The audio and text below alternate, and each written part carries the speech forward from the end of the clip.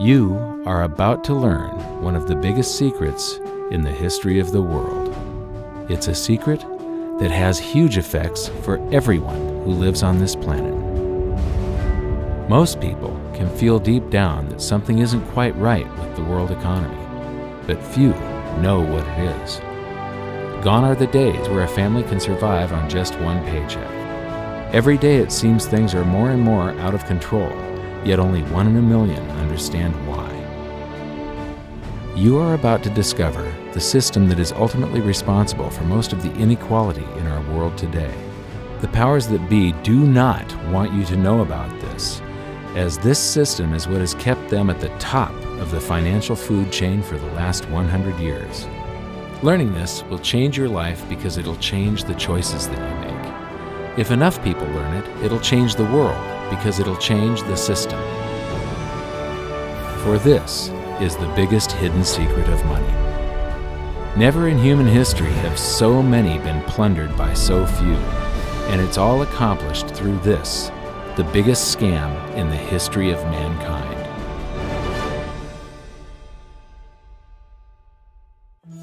They say that money doesn't grow on trees, but the truth is that the modern banking system creates currency far faster than trees can grow.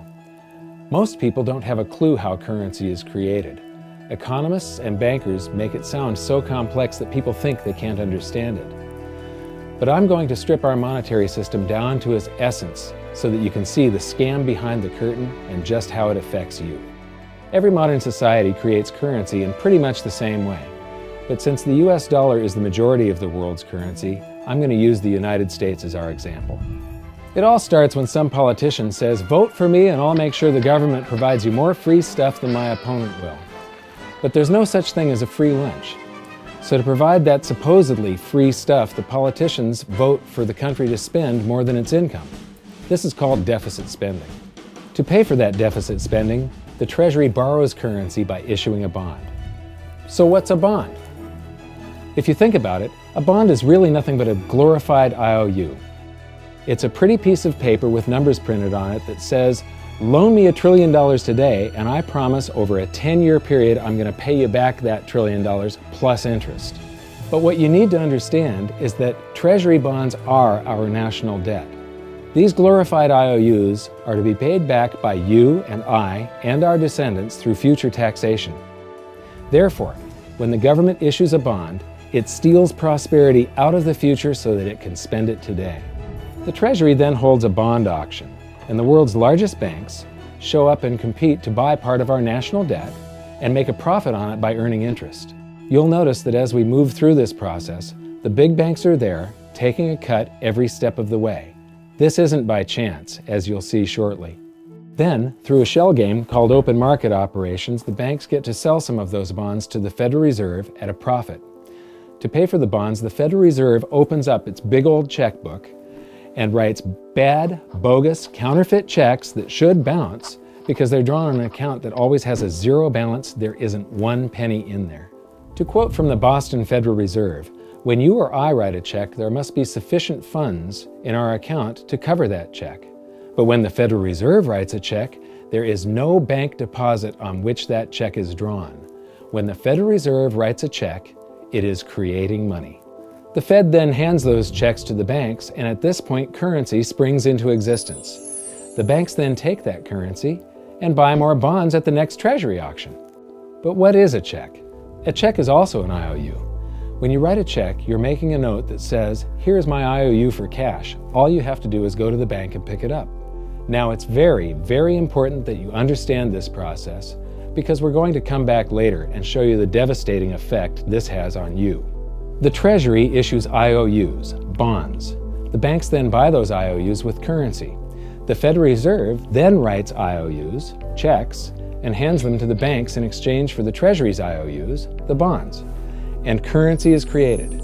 So what's really happening is the Federal Reserve and the Treasury are just swapping IOUs, using the banks as middlemen, and abracadabra, presto, currency magically springs into existence.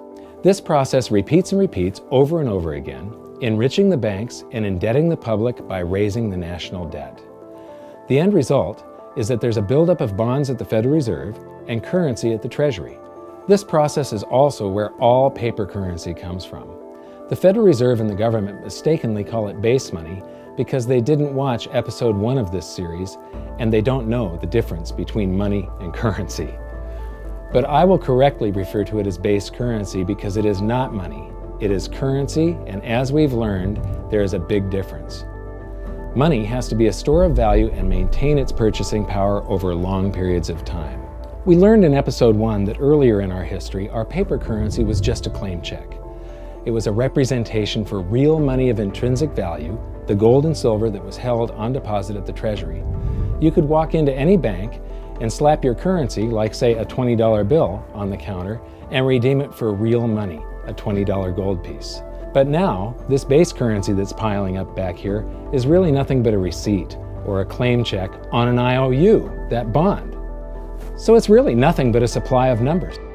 The Treasury then deposits the newly created currency into the various branches of the government, and the politicians say, "Hey, thanks for that." And the government does some deficit spending on public works, social programs, and war. The government employees, contractors, and soldiers then deposit their pay in the banks. Now, this may come as a shock to you, but when you deposit your currency with the bank, you're not actually depositing it into an account to be safely held in trust for you.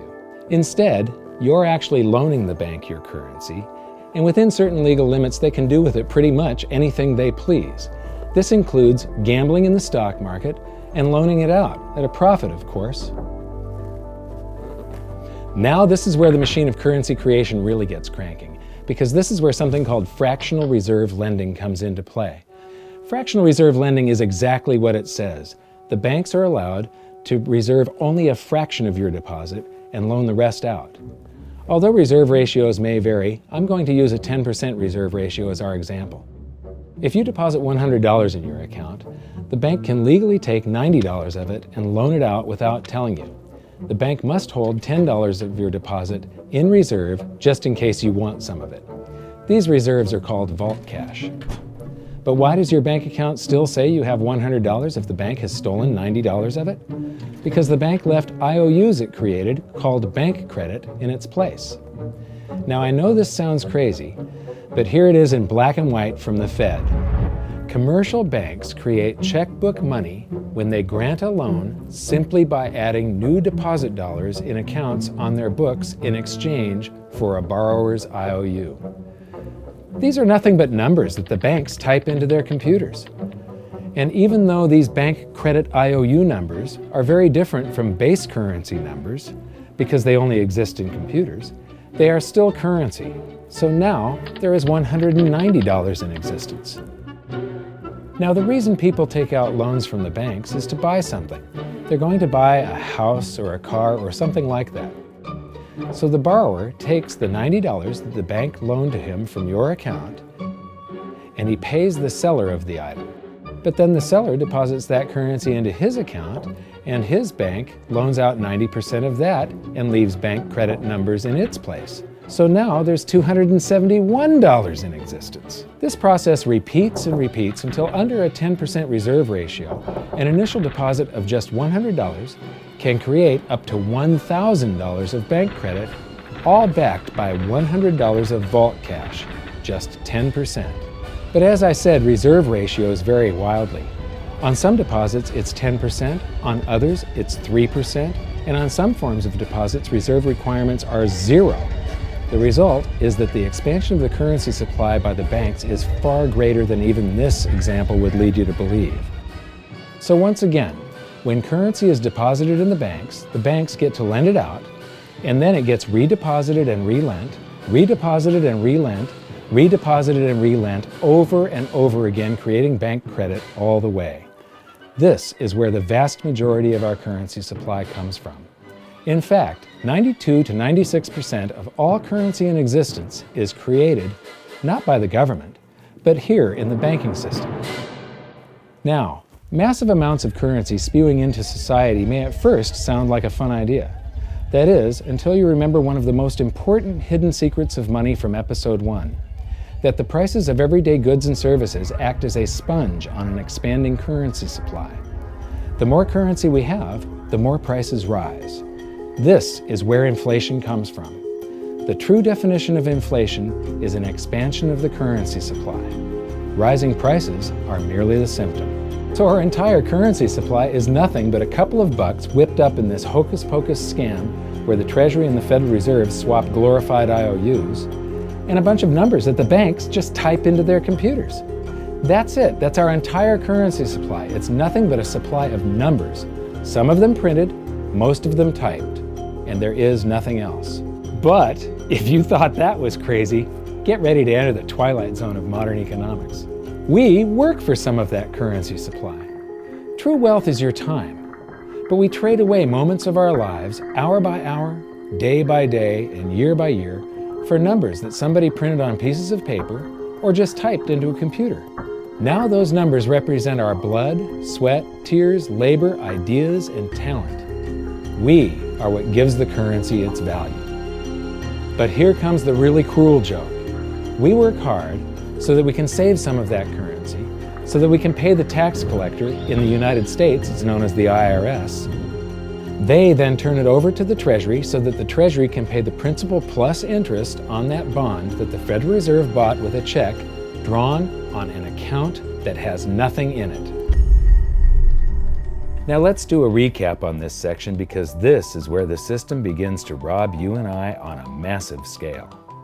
Much of our taxes are not used for schools, roads, and public services, but to pay interest on bonds that the Federal Reserve bought with a check drawn on an account that has nothing in it. The Federal Reserve is committing fraud. But here's one of the biggest secrets of them all. Before the establishment of the Federal Reserve, there was no need for personal income tax. The Federal Reserve was created in 1913, and that very same year, the Constitution was amended to allow income tax. Do you really think this was just a coincidence? Ask yourself how much income tax you've paid over your lifetime. Much of it has been silently siphoned away into the hands of those who own the system. Yes, this system has owners. Who they are is an even bigger secret that we'll get to shortly. But first, we need to understand the mumbo-jumbo of the so-called debt ceiling. It's all based on a huge paradox. There was interest due on that bond, and there was interest due on every one of those loans that the banks made. That means that there is interest due on every dollar in existence. Let me ask you something. If you borrow the very first dollar into existence, and that's the only dollar that exists on the planet, but you promise to pay it back plus another dollar's worth of interest, where do you get the second dollar to pay the interest? The answer is that you have to borrow that one into existence and promise to pay it back with interest as well. So now there are $2 in existence, but you owe $4, and so on and so on. The result is there's never enough currency to pay the debt. There is always more debt in the system than there is currency in existence to pay the debt. Therefore, the whole system is impossible. It is finite. It will come to an end one day. What would happen if the government stopped borrowing to do deficit spending? Are the payments on those treasury bonds going to stop? What would happen if the public stopped borrowing and going deeper into debt? Are your house and car payments going to stop? No. There is a payment due every month on the principal plus the interest on every dollar in existence, and those payments do not stop. If we stop borrowing, then no new currency is created to replace the currency that we used to make those payments. Whether you're making a payment on a loan or paying tax to make a payment on a bond, the portion of the payment that goes to pay off the principal extinguishes that portion of the debt. But the debt also extinguishes the currency. Currency and debt are like matter and antimatter. When they meet, they annihilate each other. If we just pay off the principal only on all the loans and bonds that exist, the entire currency supply just vanishes. So if we don't go deeper into debt every year, look what happens. The whole thing goes into a deflationary collapse under the weight of those payments. Politicians and pundits alike talk about balancing the budget, paying down the debt, and living within our means. They don't understand that that is deflationary. It is impossible to do under our current monetary system without collapsing the whole economy. This is why any talk of a debt ceiling is not only ridiculous, It's delusional. The system is designed to require ever-increasing levels of debt just to continue. And that's why politicians will always kick the can down the road and raise this so-called debt ceiling over and over again until the whole system finally collapses under its own weight. In other words, they don't want it to collapse on their watch. The Founding Fathers of the United States knew the dangers of central banking and fought to free themselves from this very thing. The Revolutionary War started out as a tax revolt, but now we must pay tax just to have a monetary system. Having just suffered through the hyperinflation of the continental dollar, which was printed into oblivion to finance the Revolutionary War, they understood the dangers of fiat currency and debt-based monetary systems. So to protect future generations from institutional theft and out-of-control government, they wrote into the Constitution that only gold and silver can be money for the simple fact that you can't print them. Our current system is not only unconstitutional, but it robs us of the liberty and prosperity our forefathers fought and died for. We are all feeling the effects of ignoring the Constitution right now. By forcing more currency into circulation, our purchasing power is diluted. Inflation is a slow and insidious stealth tax that is simply the result of this debt-based monetary system. This system empowers and benefits those who create the currency and receive it first, as they get to spend it into circulation before it has an effect on the economy. They're stealing purchasing power from you and transferring it to the banks and the government every hour of every day because of this false monetary system. And it's not like the people at the top don't know this. To quote the Federal Reserve, the decrease in purchasing power incurred by the holders of money due to inflation imparts gains to the issuers of money. This is a fraud. It is a pyramid scheme, it is a Ponzi scheme, it's a scam, and it's a lie.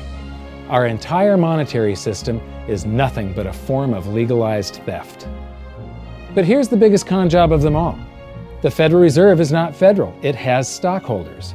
There is no federal agency that has stockholders. What's a stockholder? A share of stock represents a percentage of ownership in a corporation. So the stockholders are the owners of that corporation. Therefore, the Federal Reserve is a private corporation with owners. And you can see it for yourself if you go to the Federal Reserve's website, and it will say, the stockholders receive an annual dividend of 6%. Now we know that the stock in the Federal Reserve was originally issued to the largest banks in the United States. But because of mergers and acquisitions through the years, you can't actually trace who owns the stock in the Federal Reserve. That's a very closely guarded secret. My guess would be that the owners are those primary dealers, the banks that get to make a profit by selling part of our national debt, those bonds, to the Federal Reserve, who buys them with a check from nothing. Then we pay tax to pay the principal and the interest on those bonds so that the Federal Reserve can pay the banks a 6% dividend. Don't be alarmed if you don't quite comprehend the deception of this system at first glance. Very few people do. It is purposely complex. The economist John Maynard Keynes once wrote, "By this means, government may secretly and unobserved confiscate the wealth of the people, and not one man in a million will detect the theft." I believe that presented correctly, anyone can understand this system, regardless of how complex it is. So let's do a recap and break it down even more. The way the system works is that, step 1, the government creates glorified IOUs. These bonds increase our national debt and put the public on the hook to pay it back. Step 2, IOUs are swapped to create currency. The Treasury sells the bonds to the banks. The banks then turn around and sell our national debt at a profit to the Federal Reserve, which they probably own. The Federal Reserve then opens its checkbook that doesn't have a penny in it and buys those IOUs with IOUs that it writes, checks, on a checking account that has a zero balance. Then they give those checks to the banks and currency just springs into existence, and then the whole process repeats. This results in a buildup of bonds at the Federal Reserve and currency at the Treasury, which is really just a supply of numbers. The Treasury then deposits the numbers in the various branches of the government, and we get to step 3. The government spends the numbers on promises, public works, social programs, and war. Then the government employees, contractors, and soldiers deposit their pay into the banks. And we get to step 4, where the banks multiply the numbers by magically inventing more IOUs through fractional reserve lending, where they steal a portion of everyone's deposit and lend it out. That currency gets redeposited, and then a portion is stolen again. And the process repeats over and over, magnifying the currency supply exponentially. Then we work for some of those numbers, which brings us to step 5, where our numbers are taxed. We pay tax to the IRS, who then turns our numbers over to the Treasury, so the Treasury can pay the principal plus the interest on bonds that were purchased by the Federal Reserve with a check from nothing. Then we get to step 6, the debt ceiling delusion. The system is designed to require ever-increasing levels of debt and will eventually collapse under its own weight because politicians always kick the can down the road. They don't want it to collapse on their watch. And finally, step 7, the secret owners take their cut. The world's largest banks own the Federal Reserve. Those banks make a profit selling our national debt to the Fed. They make a profit when the Fed pays them interest on the reserves held at the Fed, and the Fed pays them a 6% dividend on their ownership of the Fed. This system is fundamentally evil. It funnels wealth from the working population to the government and the banking sector. It is the cause of the artificial booms and busts of modern economies, and it causes great disparity of wealth between the rich and the working class. And it is only possible because we no longer use real money, we use currency. But worst of all, it is a form of enslavement. Bond is the root word of bondage. Whenever a government issues a bond, it is a promise to make us pay tax in the future. Nobody asked you if you wanted to pay tax today for the prosperity we all enjoyed in the last century. Nobody is asking our children if they want to work hard in the future to pay for the prosperity we're enjoying now. George Washington once wrote to James Madison, "No generation has the right to contract debts greater than can be paid off during the course of its own existence." By stealing prosperity from tomorrow so we can spend it today, we enslave ourselves and future generations. Now this all sounds pretty bad, but there is great hope, for you are the greatest threat to this false monetary system. This system relies on the public being ignorant of its workings. Please share this knowledge with everyone you know, because an informed public that fully understands the system can build a better future for generations to come. And now I leave you with this quote, widely attributed to a former director of the Bank of England. The modern banking system manufactures money out of nothing. The process is perhaps the most astounding piece of sleight of hand that was ever invented. Banking was conceived in inequity and born in sin. Bankers own the earth. Take it away from them, but leave them the power to create money and control credit, and with the flick of a pen, they will create enough money to buy it back again. But if you want to continue as the slaves of bankers and pay the cost of your own slavery, let them continue to create money and to control credit. This is the Federal Reserve in Washington, D.C. It's located on Constitution Street, and that is just as much of a joke as the New York Fed being located on Liberty Street. Both of them are unconstitutional, both of them limit our liberty, and they transfer wealth away from us every second of every day to the Federal Reserve, to the government, and to the banking sector. You are now among the 1 in a million who can detect the theft of your prosperity.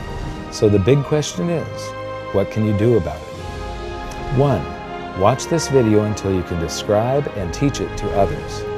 Those who understand this system can make preparations for its unavoidable collapse and protect themselves. History shows that those who don't will probably be wiped out. 2. Share this video with everyone, especially those you care about. All it takes is a mouse click or two to get this message in front of millions. Post this video on Facebook, tweet it, email it to loved ones. Please share it wherever you can. 3. Join the conversation. The current world monetary system is based on a 300-year-old design meant to enrich a few at the expense of the many. There must be a better way. At hiddensecretsofmoney.com, we've created an open-source platform for the design and development of a new world monetary system. We're calling on every economist, every student, every college, every bright mind, and anyone who cares to join the discussion. In educating ourselves and each other, we can prevent the further loss of our freedoms and maybe, just maybe, win some of them back.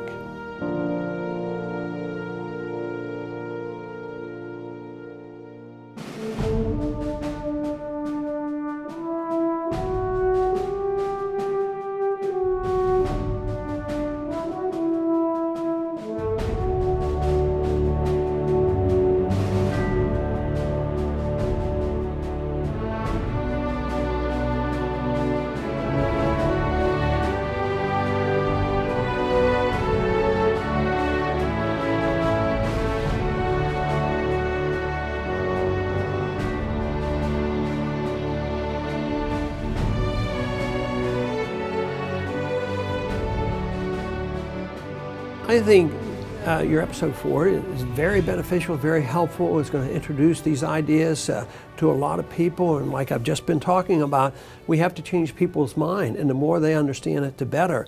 And I think we're at this point now where more people in the last several years, 4 or 5 years, have thought about the Fed than they ever have in the previous 95 years. So I think an explanation and diagrams to show it is very helpful, because quite frankly, they're not going to get it in their grade school. They're not going to get it in their high schools. They're not going to get it in college unless they're in a very rare circumstance to understand how this works. You know, for years before I got involved in really studying gold and some of the things I write and talk about today, I was a monetary economist for decades. You know, in your video, you talk about the primary dealers. I was chief counsel and chief credit officer, one of the largest primary dealers for 10 years. So I had an inside seat on the Treasury market and have the privilege of working with several former vice chairmen of the Board of Governors, Manley Johnson and David Mullins, going back to the 80s and 90s. So I'm very immersed in what you were talking about. And I thought it was extremely accurate, extremely clear. I didn't think you were stretching on any points. It was really like something out of a PhD course, except that it was very easy to understand. I think it's accessible. I think we're seeing a little bit of a revolution in communications in the following sense. You know, as you point out, the Fed was created in 1913. Well, in 1913, there was no web, there was no YouTube, no Twitter. There was really no one to kind of stand up and oppose the Fed or call them out, if you will, or really get into a discussion that everyday Americans could follow. That's not true now with social media and everything else. You can reach out to millions and tens of millions of people and tell them what's going on. I think you've done that. You've done it successfully. I applaud it. I think this is a great video. I look forward to seeing it again. I know millions of people will enjoy it. Well, as we know, the Federal Reserve believes it can create money out of thin air, not realize money is supposed to represent real products and services. And what people don't realize is when the Fed does that, in effect, as Keynes pointed out, it's a form of taxation. It's a form of confiscation. And because people don't see it, the politicos get away with it, but it also undermines social trust. It just is corrosive throughout society. We're going to have a lot of turmoil in the coming years, but it's going to be the kind of turmoil that leads to positive things. So don't despair. Get out there and fight, because the tide is going to turn. This is going to be the status last stand. Thank you. This episode of Mike Maloney's Hidden Secrets of Money was brought to you by GoldSilver.com and the new Silver Pegasus Round. To learn how to protect your family and turn the coming economic storms into opportunity, visit GoldSilver.com.